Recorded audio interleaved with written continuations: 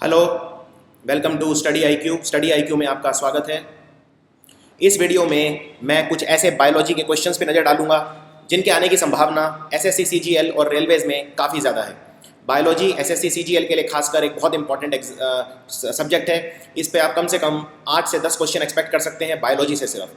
और ज़्यादातर स्टूडेंट्स क्योंकि उनका बायोलॉजी बैकग्राउंड नहीं होता, उन्हें कंसेप्ट समझने में थोड़ी सी कठिनाई का अनुभव होता है। इससे पहले मैं एक वीडियो और बना चुका हूँ बायो के ऊपर, जिसको आप लोगों ने काफ़ी सराहा और उसके नीचे ही मुझे काफ़ी सारे कमेंट्स मिले, जिनके अंदर मुझे दूसरा वीडियो बनाने के लिए भी आपने काफ़ी रिक्वेस्ट किया। तो ये है भाग 2। इसमें मैं करीबन 50 के आसपास क्वेश्चन कवर करूँगा। इस वीडियो में मैं लगभग 50 के आसपास क्वेश्चन कवर करूँगा और उनको कंसेप्चुअली आप तक समझाने की कोशिश करूँगा। वैसे तो बायो एक बहुत बड़ा टॉपिक है, उसमें क्वेश्चन का अभ्यास जितना भी कर लीजिए उतना कम है, लेकिन फिर भी मैं कोशिश करूँगा कि कम से कम जो क्वेश्चन है उससे रिलेटेड आपके पास काफ़ी सारी जानकारी हो, जिससे आप थोड़ा सा कॉन्फिडेंट महसूस करें। सबसे पहला सवाल, वायरस के खिलाफ जो एंटीवायरल प्रोटीन बनाए जाते हैं इन्फेक्टेड सेल द्वारा, उनको क्या कहा जाता है? देखिए, सबसे पहले ये समझना जरूरी है कि वायरस क्या होता है। वायरस और बैक्टीरिया में क्या फ़र्क है? वायरस किसी भी जिंदा चीज के अंदर रह सकता है, यानी लिविंग चीज के अंदर। बैक्टीरिया बाहर भी रह सकता है, लेकिन वायरस किसी भी जिंदा चीज के अंदर रहेगा, चाहे वो जानवर हो, चाहे वो पौधा हो, चाहे वो प्लांट हो, चाहे वो एनिमल हो, उसी के अंदर जिंदा रह सकता है, बाहर जिंदा नहीं रह सकता।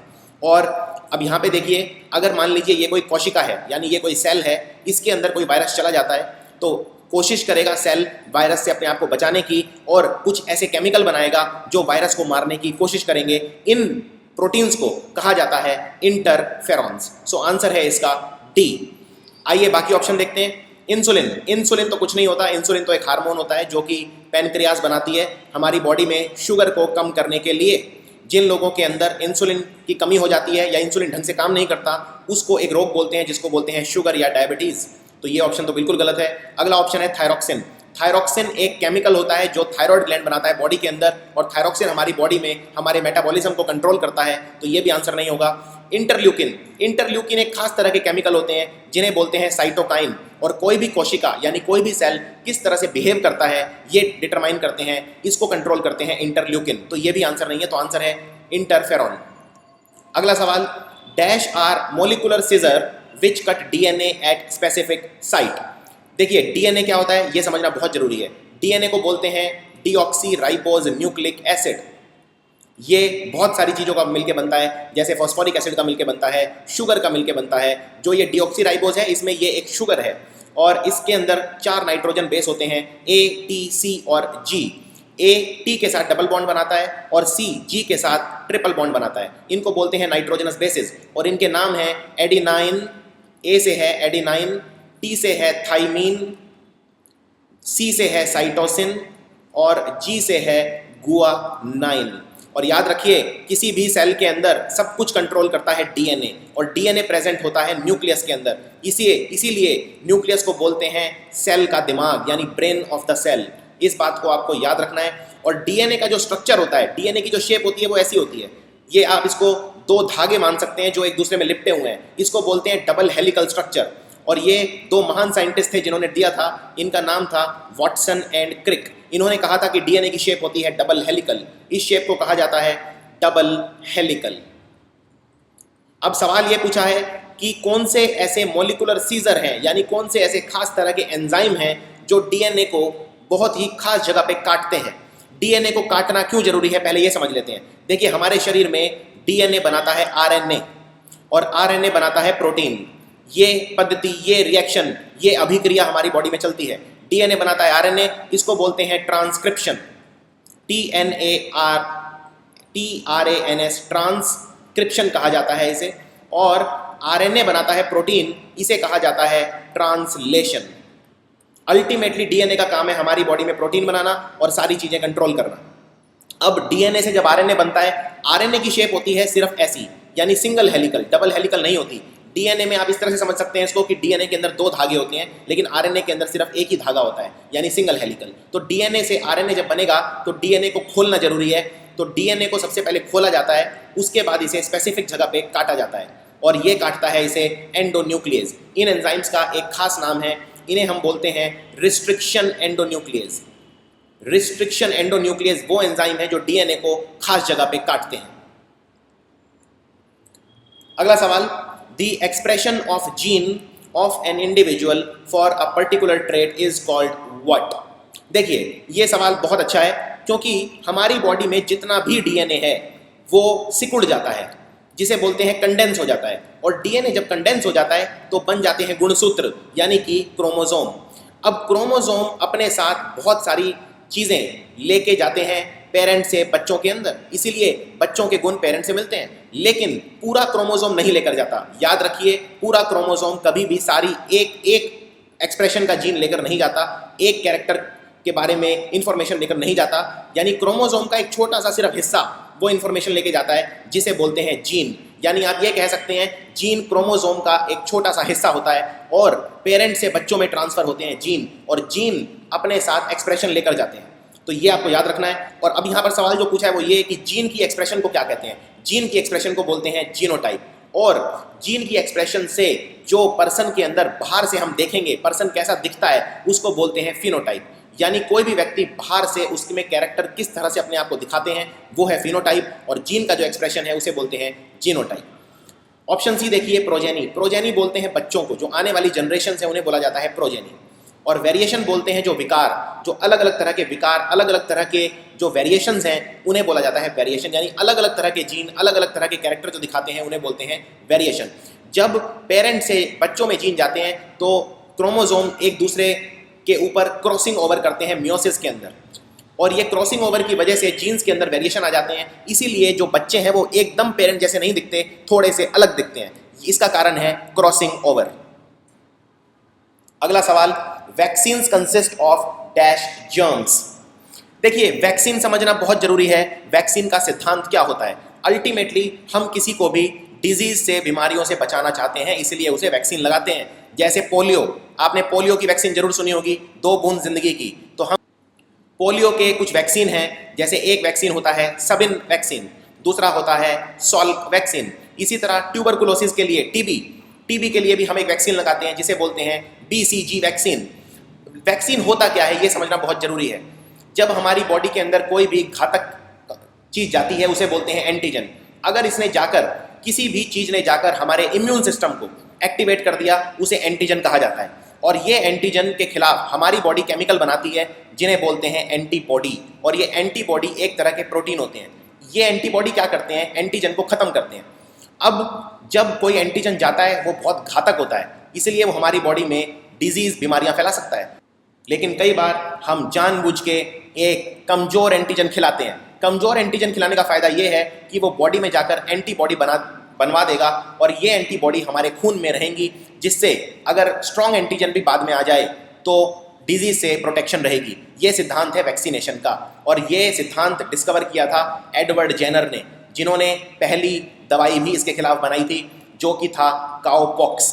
स्मॉल पॉक्स के खिलाफ ये एक दवाई थी, काउपॉक्स। एडवर्ड जेनर ने ये देखा कि जो लोग गाय भैंस के साथ रहते हैं उन्हें स्मॉल पॉक्स की बीमारी नहीं होती, और इसका कारण ये था क्योंकि उन्हें स्मॉल पॉक्स का एक वीक एंटीजन यानी काउपॉक्स उनके खून में होता है, और काउपॉक्स बॉडी में एंटीबॉडीज बनाता है, जिससे फिर स्मॉल पॉक्स भी अगर आएगा तो ये बीमारी नहीं पकड़ेगी। तो यानी कि वैक्सीन में हम वीक करके एंटीजन को खिलाते हैं। इसीलिए आप देखेंगे कभी भी आप अगर किसी बच्चे को पोलियो के ड्रॉप्स दिलवा के लाएंगे तो आप देखेंगे बच्चा कम से कम 3-4 दिन काफ़ी बीमार रहता है। क्यों? क्योंकि जो एंटीजन डाले हैं हमने, चाहे वो वीक हैं लेकिन वो अपना काम करते हैं और बॉडी में एंटीबॉडीज बनाते हैं, इसीलिए बच्चा कुछ दिन के लिए बीमार रहता है, लेकिन उसके बाद जिंदगी भर के लिए वो मुक्त हो जाता है। अगला सवाल है, dash is an inherited disorder of melanin metabolism characterized by the absence of melanin in the skin, hair and eyes. देखिए मेलानिन एक ऐसा कंपाउंड है हमारी बॉडी में जो हमारे स्किन को कलर देता है। कुछ लोग काले होते हैं, कुछ लोग गोरे होते हैं। जो जितना काला है उसमें उतना ज़्यादा मेलानिन ज़्यादा होगा, और कई लोग ऐसे होते हैं थोड़ा बहुत मेलानिन जरूरी है। अगर कोई बहुत गोरा व्यक्ति भी है तो उसमें मेलानिन जरूरी है, हालांकि उसमें मेलानिन कम होगा। लेकिन अगर मेलानिन बिल्कुल ही नहीं हुआ तो वो एक बहुत ही खराब लुक देता है, उसे बोलते हैं एल्बिनिज्म। एल्बिनिज्म के अंदर एकदम आदमी बिल्कुल भूरा नजर आता है, उसके शरीर में बिल्कुल भी कलर नहीं होता। इस बीमारी को कहा जाता है एल्बिनिज्म। और बाकी ऑप्शन देखिए, रिकेट। रिकेट एक डिजीज है जो बच्चों में होता है अगर उनमें विटामिन डी की कमी हो जाए। विटामिन डी को हम बोलते हैं कैल्सीफेरॉल, और ये भी दो तरह का होता है, विटामिन D2 और विटामिन D3। हमारे लिए विटामिन D3 ज़्यादा महत्वपूर्ण है, इसको बोलते हैं कोलेकैल्सीफेरॉल। विटामिन डी हमें सूरज की रोशनी से मिलता है, क्योंकि सूरज की रोशनी हमारी जो त्वचा है उसके अंदर जो कोलेस्ट्रॉल होता है उसे विटामिन डी में कन्वर्ट कर देती है, ये आपको याद रखना है। क्रेटिनिज्म भी एक डिजीज़ है बच्चों में, अगर थायराइड की कमी हो जाए, थायरॉक्सिन की कमी हो जाए तो क्रेटिनिज्म हो जाता है। इसमें बच्चे मानसिक और शारीरिक रूप से विकलांग हो जाते हैं, उनकी ग्रोथ नहीं हो पाती। बेरी बेरी एक डिजीज़ है, एक बीमारी है जो विटामिन B1 की कमी के कारण होता है। विटामिन B1 को हम बोलते हैं थियामिन, और ये नर्वस सिस्टम का डिजीज़ है। इसमें हमारा जो ब्रेन है वो ढंग से काम नहीं करता, हमारी बॉडी में मस्कुलर वीकनेस भी हो जाती है, इसको बोलते हैं बेरी बेरी। आइए मैं आपको दिखाता हूँ कि मेलानिन अगर बॉडी में नहीं होगा तो आदमी कैसा दिखता है। सो इसमें आप देख सकते हैं इनका जो स्किन है इसके अंदर बिल्कुल भी मेलानिन नहीं है, मेलानिन बिल्कुल भी नहीं है, तो ये लोग बिल्कुल सफ़ेद नज़र आते हैं एकदम। इस तरह के लोग आपने हर उसमें देखे होंगे, हर प्रजाति में देखे होंगे। ये जनरली एफ्रो अमेरिकन में ज़्यादा देखा जाता है। एक बात और याद रखनी है, मेलानिन हमारी बॉडी में बनाता है पीनियल ग्रंथि, पीनियल ग्लैंड, ये बनाता है हमारी बॉडी में मेलानिन। और थोड़ा बहुत मेलानिन, जैसा मैंने कहा, होना जरूरी है, और जितना ज़्यादा काला होगा उसमें उतना ज़्यादा मेलानिन होगा, जिसका स्किन कलर उतना ज़्यादा होगा उतना उसमें मेलानिन होगा। अगला सवाल ये है कि MMR क्या है। MMR, देखिए MMR एक वैक्सीन है, एक दवाई है। 3 रोगों के लिए एक ही दवाई दी जाती है MMR। इसको, ये 3 रोग हैं, मीजल, मम्प और रुबेला, यानी आंसर है A, मम्प। मम्प एक डिजीज़ होता है जिसके अंदर हमारा जो पैरोटिड, थूक की ग्रंथि है जो थूक बनाती है, हमारा सबसे बड़ा सलाइवरी ग्लैंड है, थूक बनाने वाली ग्रंथि है पैरोटिड ग्लैंड, ये कान के पास होता है और दोनों तरफ होता है, यानी 2 पैरोटिड ग्रंथि होती हैं। इसमें जब इन्फेक्शन हो जाती है इसे मम्प्स कहा जाता है। मीजल एक त्वचा का रोग है, इसमें पूरे शरीर पर दाने निकल जाते हैं, और रुबेला, तो ये 3 रोगों के लिए दवाई दी जाती है, इसको बोलते हैं MMR। तो MMR, इस तरह से एक और दवाई अक्सर पूछते हैं एग्जाम में, जो कि है DPT। DPT भी 3 रोगों के लिए एक दवाई है। D से होता है डिप्थीरिया, और P से होता है पर्ट्यूसिस। पर्ट्यूसिस में लगातार खांसी आती है, इसे हुपिंग कफ भी कहा जाता है, और T से होता है टिटनस रोग। तो ये 3 रोगों के लिए एक ही वैक्सीन होती है जिसे कहा जाता है DPT।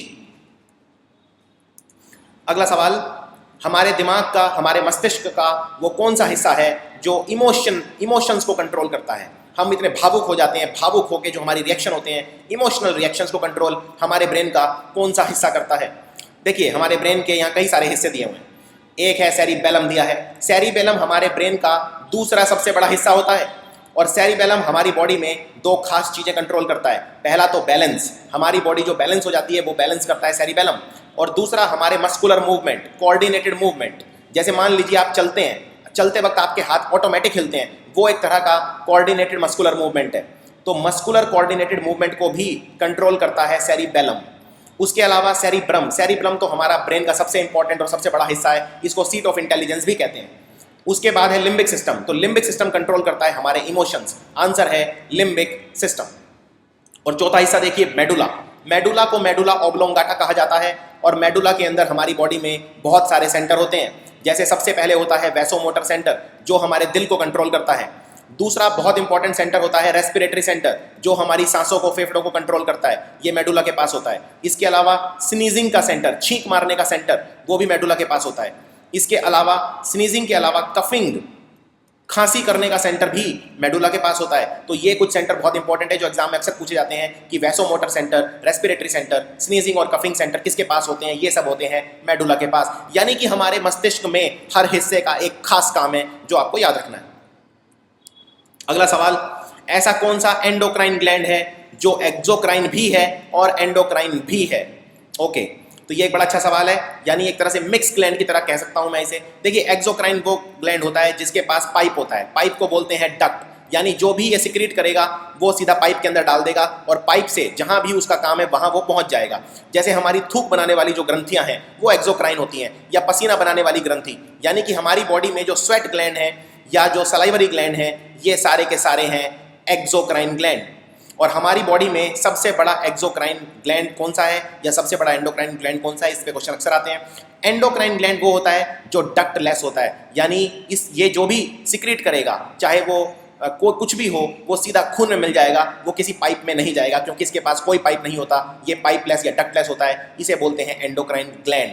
अगर आपसे सवाल पूछा जाए कि हमारी बॉडी में सबसे बड़ा ग्लैंड कौन सा है, तो आप आंसर करेंगे लिवर। लिवर है हमारी बॉडी में सबसे बड़ा ग्लैंड, लेकिन लिवर तो एक एक्सोक्राइन ग्लैंड है, क्योंकि लिवर के अंदर तो बहुत सारे पाइप होते हैं, इसलिए एक्सोक्राइन ग्लैंड है। अगर सवाल पूछा जाए कि सबसे बड़ा एंडोक्राइन ग्लैंड कौन सा है, तो आप आंसर मार्क करेंगे थायराइड ग्लैंड, क्योंकि थायराइड ग्लैंड के पास पाइप नहीं होता है। थायराइड ग्लैंड थायरोक्सिन सिक्रीट करता है और वो सीधा खून में मिल जाता है। तो दो अलग अलग आंसर होंगे। अगर आपसे पूछा जाए ओवरऑल सबसे बड़ा ग्लैंड कौन सा है, आंसर है लिवर। अगर पूछा जाए सबसे बड़ा एंडोक्राइन ग्लैंड कौन सा है, तो आंसर है थायराइड ग्लैंड। और अगर आपसे पूछा जाए हमारी बॉडी में सबसे बड़ा ऑर्गन कौन सा है, तो आंसर होगा स्किन। स्किन सबसे बड़ा ऑर्गन है। इसी तरह से आपको क्वेश्चन करने हैं। अब यहाँ पे ये पूछ रहा है सवाल में कि एक एंडोक्राइन ग्लैंड कौन सा है जो एक्सोक्राइन भी है और एंडोक्राइन भी है। ये है पेनक्रियास। पेनक्रियास एक ग्लैंड है जो पेट के साइड में होता है, थोड़ा सा पीछे की तरफ होता है, और पेनक्रियास के अंदर एक खास तरह का एरिया होता है जिसे बोलते हैं इसलेट ऑफ लैंगरहैन। इसलेट ऑफ लैंगरहैन ये एक्सोक्राइन एरिया है, और पेनक्रियास में एंडोक्राइन एरिया भी होता है। तो पेनक्रियास दोनों चीजें बनाता है, एक्सोक्राइन भी और एंडोक्राइन भी।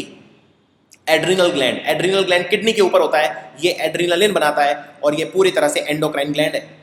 पिट्यूटरी ग्लैंड तो बिल्कुल एंडोक्राइन ग्लैंड है, ब्रेन के अंदर होता है, हाइपोफाइसिस सेरिब्री भी इसे कहते हैं, मास्टर ग्लैंड भी बोलते हैं, क्योंकि पिट्यूटरी ग्लैंड बाकी सब ग्लैंड को कंट्रोल करता है। और थायराइड हमारी गर्दन के अंदर होता है, ये एंडोक्राइन ग्लैंड है, और सबसे बड़ा एंडोक्राइन ग्लैंड है थायराइड ग्लैंड।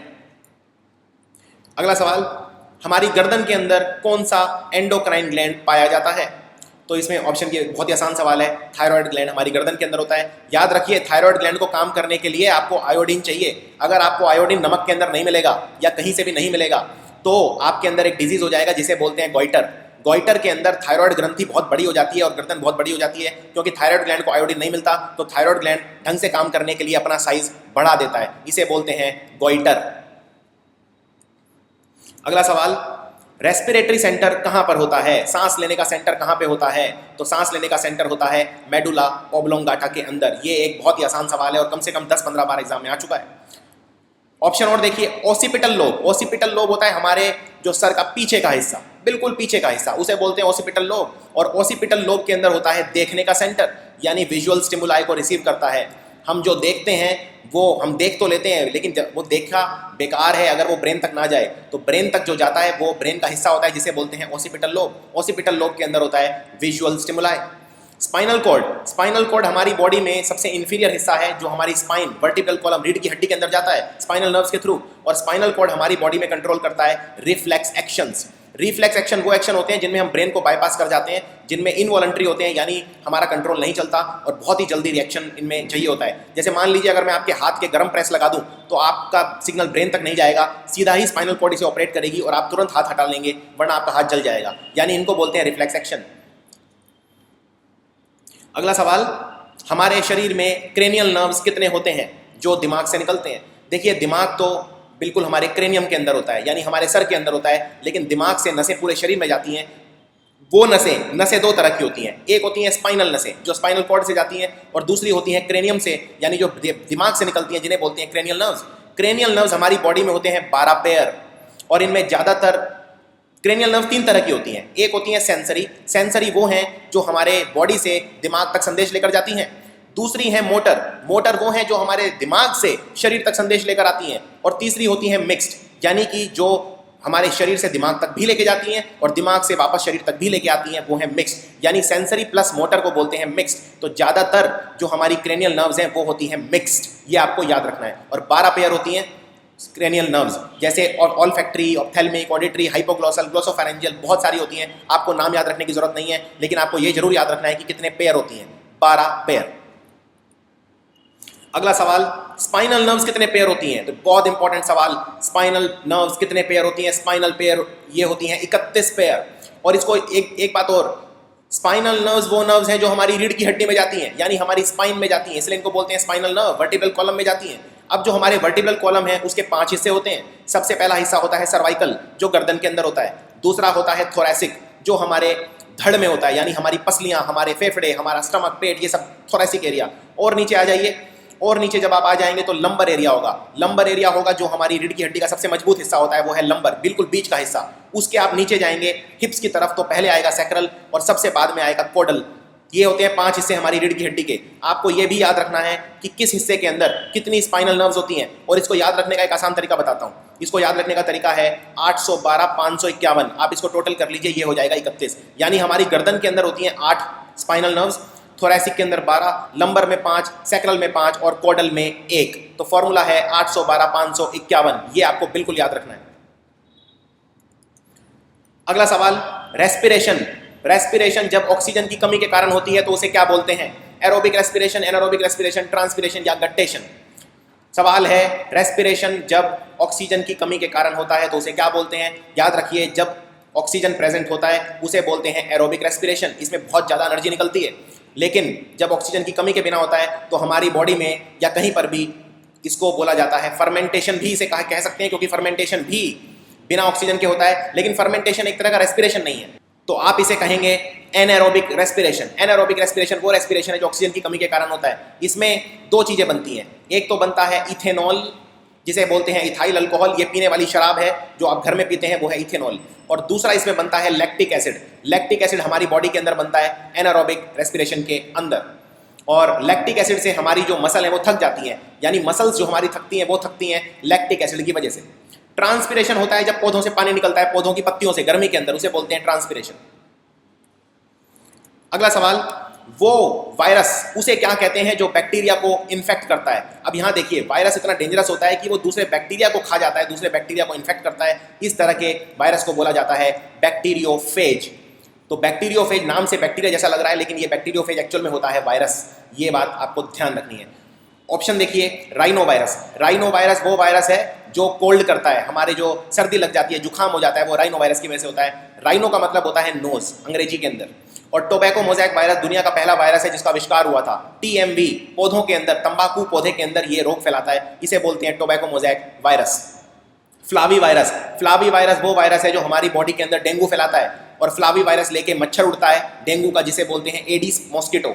एडिस मॉस्किटो ये वायरस हमारे शरीर के अंदर डाल देता है, और इसकी वजह से हमारी बॉडी में प्लेटलेट कम हो जाते हैं और डेंगू हो जाता है। बहुत ही डेंजरस डिजीज है डेंगू, इसका दुनिया में कोई इलाज नहीं है, सिर्फ सपोर्टिव ट्रीटमेंट हम करते हैं, यानी प्लेटलेट चढ़ा देते हैं पेशेंट को अगर उसका प्लेटलेट नंबर बहुत कम हो जाता है तो। अगला सवाल, वो कौन सा हार्मोन है पौधों के अंदर जो सीड की डोरमेंसी को प्रोमोट करता है? देखिए, सीड क्या होता है? सीड बोलते हैं बीज को, पौधे का जो बीज है उसे बोलते हैं अंग्रेजी में सीड। अगर आप किसी पौधे के बीज को मिट्टी में दबा देंगे तो क्या होगा? पौधा अंकुरित हो जाएगा, लेकिन पौधा अंकुरित नहीं होगा अगर आप डाल देंगे पौधे के ऊपर एब्सिसिक एसिड, यानी कि अंकुरित होने से बचाना, अंकुरित ना होने देना पौधे को, बीज को अंकुरित ना होने देना, बीज से पौधा ना बनने देना, उसको बोला जाता है डोरमेंसी।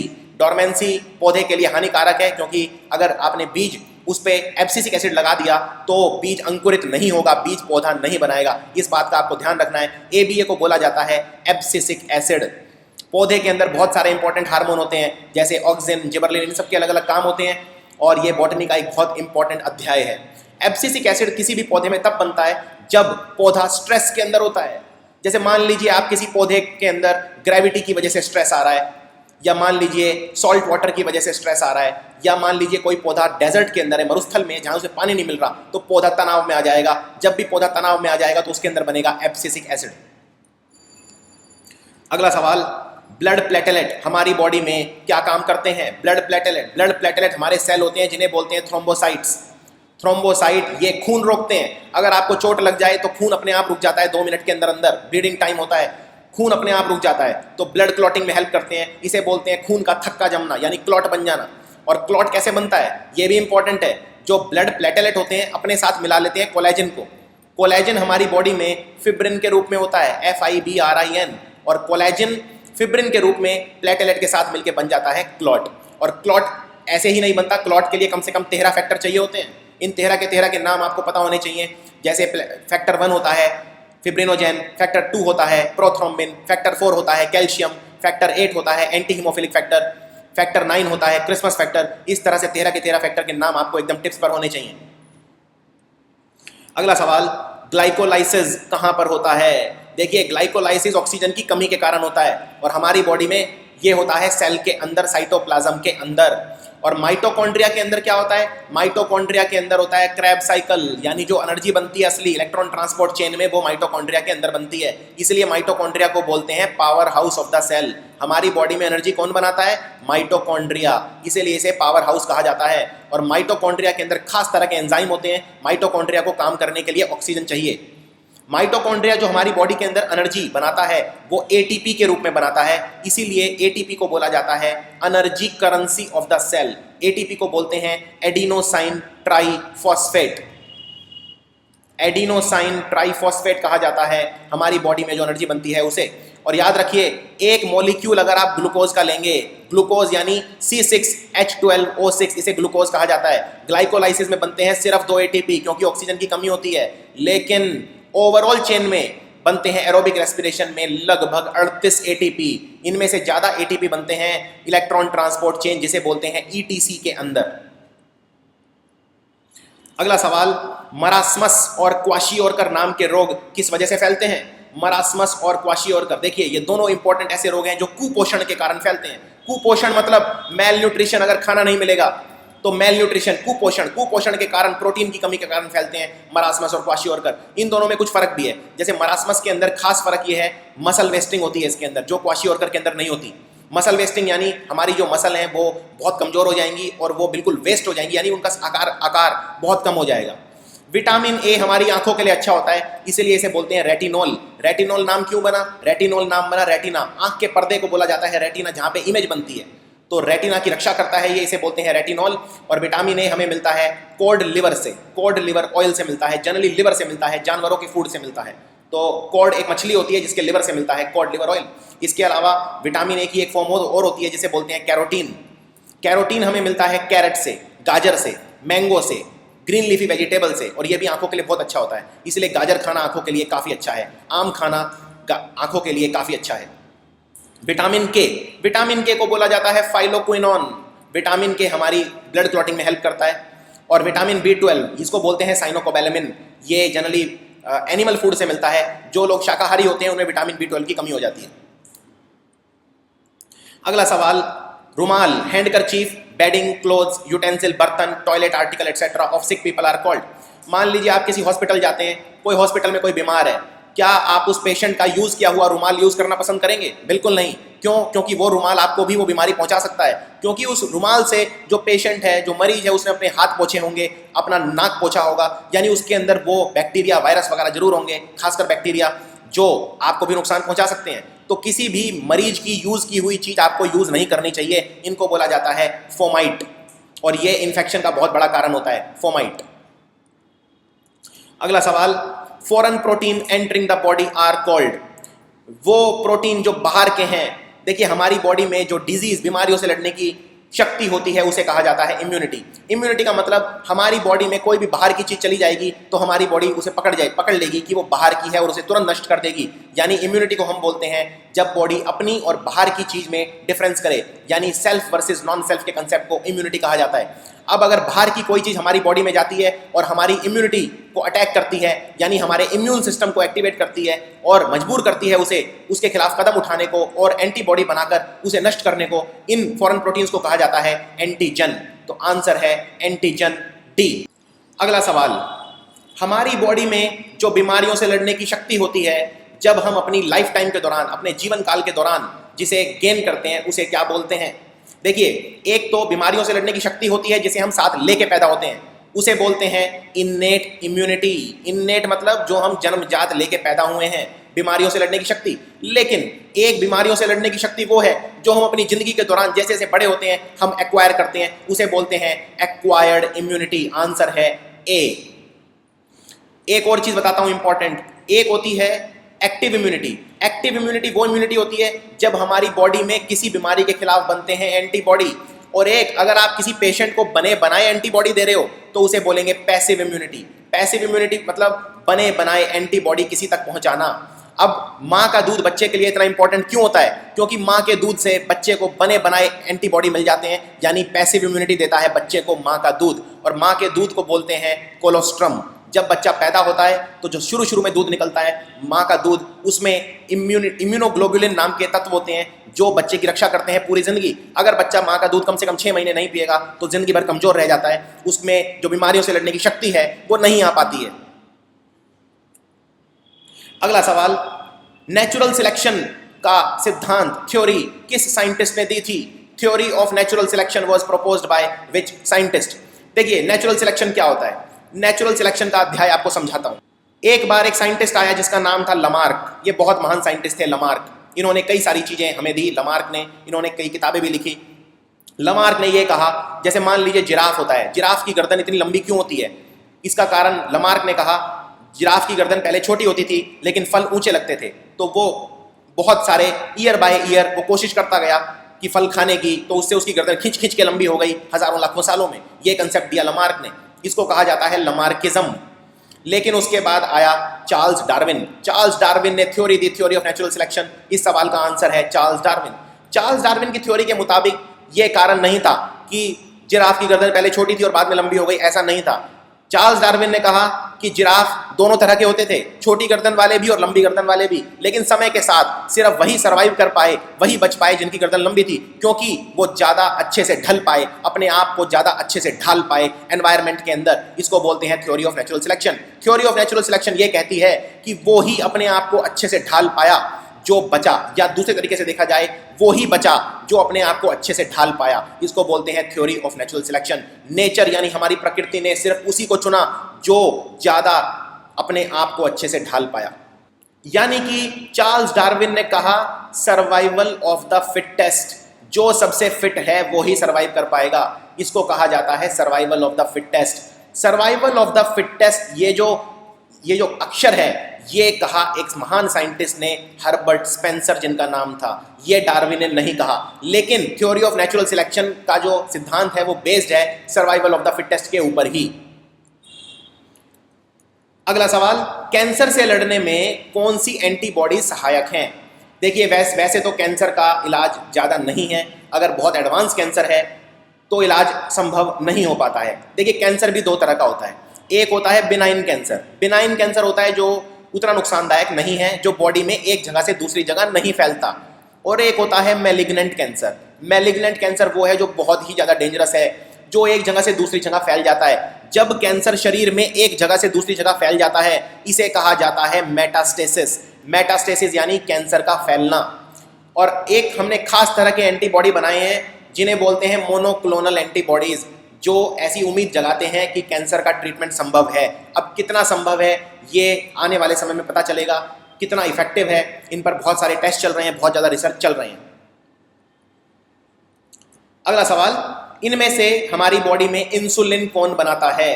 देखिए इंसुलिन हमारी बॉडी में क्या करता है, जब हमारी बॉडी के अंदर ग्लूकोज बढ़ जाता है हमारे खून के अंदर, इंसुलिन उसे कन्वर्ट कर देता है ग्लाइकोजन के अंदर, यानी हमारी रक्षा करता है। अगर हमारे शरीर में ग्लूकोज बहुत ज़्यादा हो गया तो हमें डायबिटीज़ हो जाएगा, यानी हमें डायबिटीज़ से कौन बचाता है? इंसुलिन। इंसुलिन हमारे खून के अंदर ग्लूकोज को कन्वर्ट कर देता है ग्लाइकोजन, और ये ग्लाइकोजन हमारी बॉडी में स्टोर हो जाता है। जाकर कहाँ पर स्टोर होता है? एक तो लिवर के अंदर और दूसरा मसल्स के अंदर। और जब हमारी बॉडी को दोबारा एनर्जी चाहिएगी तब ग्लाइकोजन दोबारा ग्लूकोज में कन्वर्ट हो जाएगा। ग्लाइकोजन को दोबारा ग्लूकोज में कन्वर्ट करता है एक स्पेशल हार्मोन जिसे बोलते हैं ग्लूकागोन। तो सारा खेल दो हार्मोन का है हमारी बॉडी के अंदर, शुगर लेवल डिटरमाइन करने के में। शुगर लेवल को कंट्रोल कौन करता है? ग्लूकोज। और बॉडी के अंदर, ब्लड के अंदर शुगर को बढ़ाता कौन है? ग्लूकागोन। ग्लूकागोन बनाते हैं अल्फा सेल और इंसुलिन बनाते हैं बीटा सेल। तो इस सवाल का आंसर है beta cell of islet of Langerhans. Islet of Langerhans pancreas का एक्सोक्राइन वाला हिस्सा होता है। इस तरह के सवाल अक्सर आते हैं बीमारियों के ऊपर। इनमें से कौन सा ऐसा डिजीज है जो फंगस से फैलता है? पहले ये जान लेते हैं फंगस होता क्या है। फंगस होता है जो अपना खाना खुद नहीं बनाता। फंगस के अंदर जो वॉल होती है, जो सेल वॉल, वो बनी होती है काइटिन की।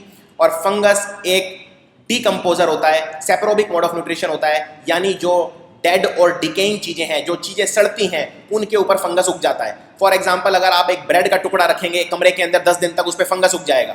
इनफैक्ट आपके बालों के अंदर भी फंगस उग जाता है, जिसे आप डेंड्रफ बोलते हैं। तो डेंड्रफ कुछ और नहीं है, एक फंगस है एक तरह का। और इनमें से सवाल ये है कि फंगस से कौन सा रोग होता है। सबसे पहले देखते हैं अमीबियासिस। अमीबियासिस होता है अमीबा से, यानी फंगस से नहीं होता। रिंगवर्म फंगस से होता है। तो इसका आंसर है बी। रिंगवर्म जो डिजीज है ये एक खास तरह की फंगस से होता है जिसे बोलते हैं ट्राइकोफाइटॉन नाम का फंगस। इनफैक्ट ट्राइकोफाइटॉन नाम के फंगस से एक और बहुत इंपॉर्टेंट डिजीज होता है जो एग्जाम में काफी पूछा जाता है, जिसको बोलते हैं एथलीट्स फुट। अगर आप नंगे पैर मिट्टी में दौड़ेंगे तो मिट्टी में जो फंगस है वो आपके पैर के तलवों को नुकसान पहुंचाएगी, जिसे बोलते हैं एथलीट्स फुट। ये होता है ट्राइकोफाइटॉन से। मलेरिया तो मच्छर के काटने से होता है, लेकिन वैसे प्रोटोजोआ से होता है जिसको बोलते हैं एनोफ्लीस, और ये प्रोटोजोआ मच्छर लेके उड़ता है और मच्छर है फीमेल एनोफ्लीस। और जो प्रोटोजोआ जो पैरासाइट होता है उसे बोलते हैं प्लाज्मोडियम। अगर आप पूछें कि मलेरिया किससे होता है तो मलेरिया होता है प्लाज्मोडियम से, लेकिन कौन से मच्छर के काटने से होता है? फीमेल एनोफ्लीस के काटने से। और इन्फ्लुएंजा वायरस से होता है। जो कॉमन कोल्ड है, जो जुकाम खांसी हो जाता है, उसको बोलते हैं इन्फ्लुएंजा, जिसको जो वायरस से होता है जिसको बोलते हैं इन्फ्लुएंजा वायरस। अगला सवाल, इनमें से कौन सा ऐसा रोग है जो बैक्टीरिया से होता है? तो देखते हैं पोलियो तो वायरस से होता है जिसको बोलते हैं poliomyelitis virus. AIDS HIV virus से होता है, ये भी एक वायरस है। प्लेग होता है एक खास बैक्टीरिया से जिसे बोला जाता है यर्सीनिया पेस्टिस नाम का बैक्टीरिया। तो आंसर है इसका सी। हेपेटाइटिस होता है जिसमें लिवर खराब हो जाता है, और ये होता है वायरस से जिसको बोलते हैं hepatitis B virus. Chicken pox एक खास तरह के वायरस से होता है जिसे बोलते हैं वेरिसेला जोस्टर वायरस। यानी ये चारों के चारों रोग वायरस से फैलते हैं, सिर्फ एक प्लेग है जो बैक्टीरिया से फैलता है। अगला सवाल, इनमें से कौन सा डिजीज बैक्टीरिया से फैलता है? इस तरह के सवाल बहुत ज्यादा देखे जाते हैं एग्जाम के अंदर। डिजीज आपको बहुत ही अच्छे से करना है। लेशमेनियासिस एक खास तरह के प्रोटोजोआ से फैलता है जिसको बोलते हैं लेशमेनिया डोनोवेनी, और इसका दूसरा नाम है काला अजर का बुखार। काला अजर, इसमें शरीर का हिस्सा काला पड़ जाता है जिसपे बुखार होता है, बहुत ज़्यादा दर्द होता है, शरीर के अंदर तेज बुखार आता है और जोड़ों में दर्द होता है। कोलेरा एक खास तरह के बैक्टीरिया से फैलता है जिसे बोलते हैं विब्रियो कोलेरी एक comma shaped virus comma shaped bacteria होता है।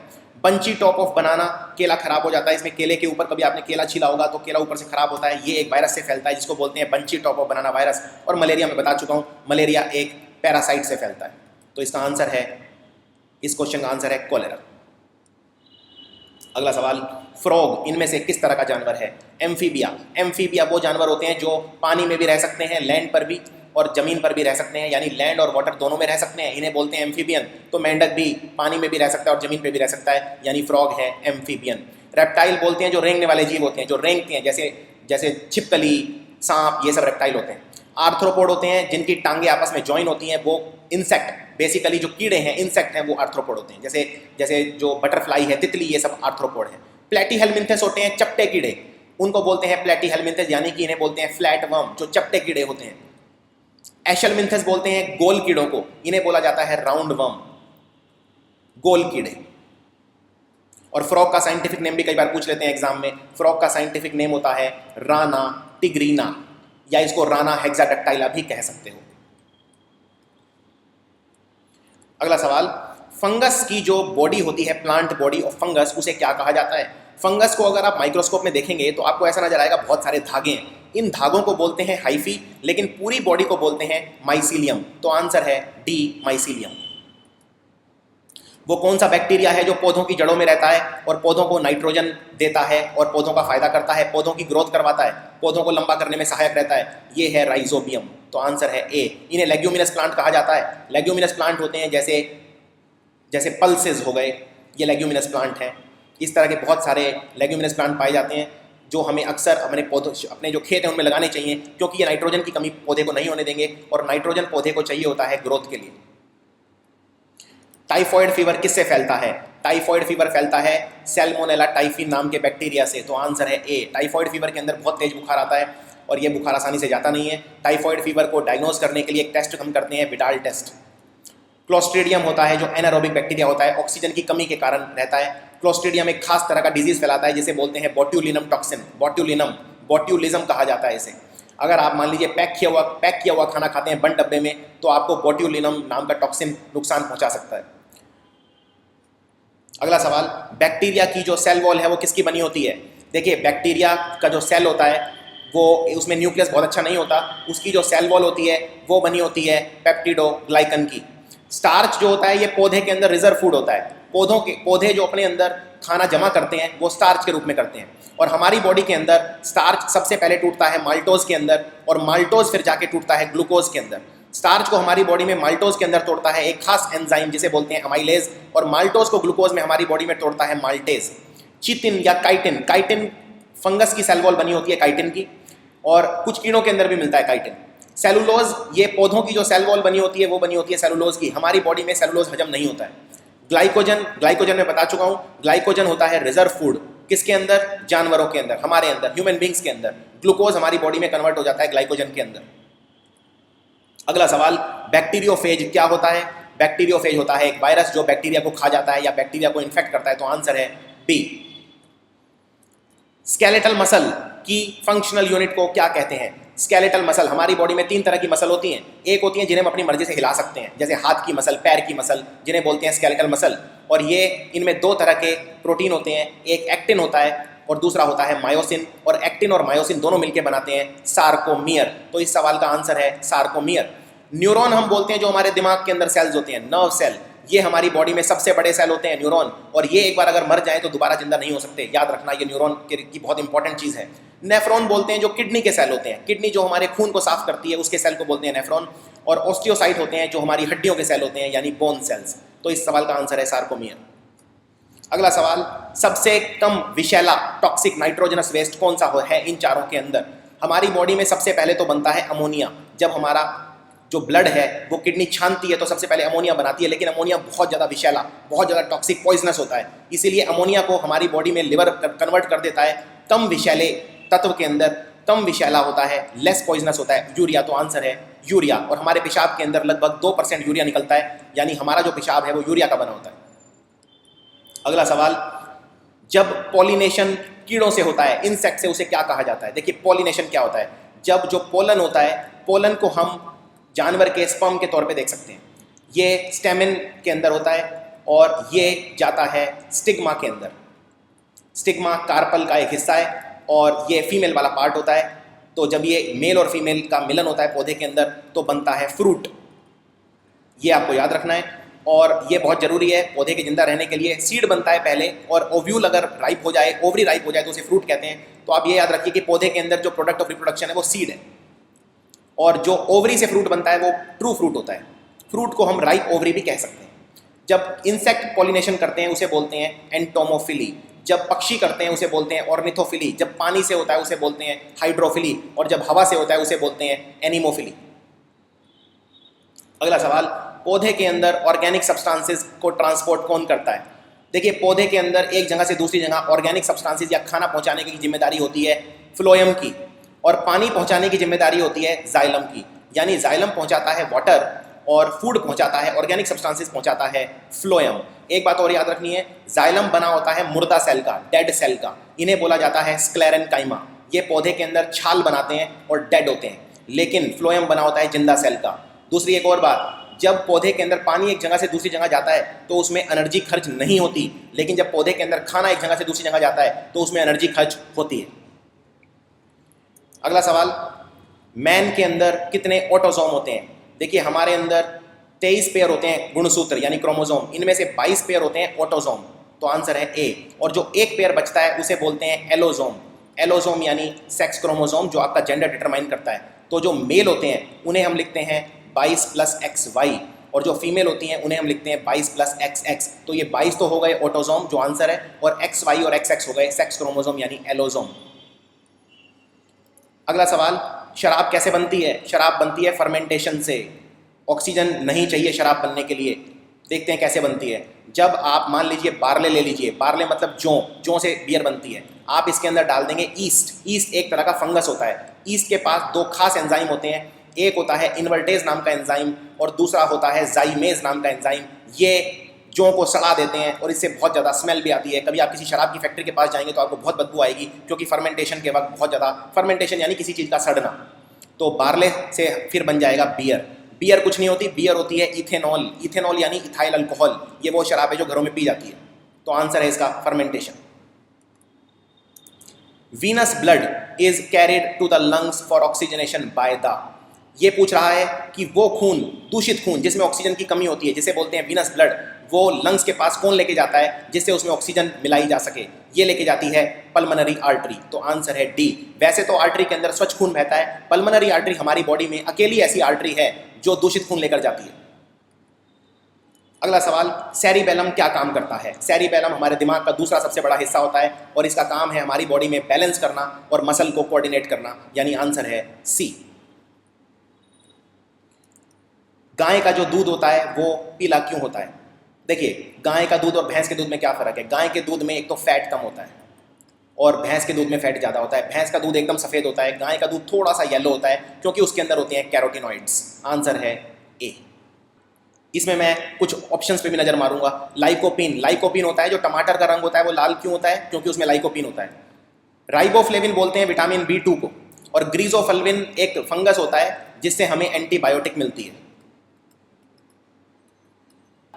वेजिटेरियन जो लोग होते हैं उनमें कौन से विटामिन की कमी देखने को मिलती है जो शाकाहारी होते हैं?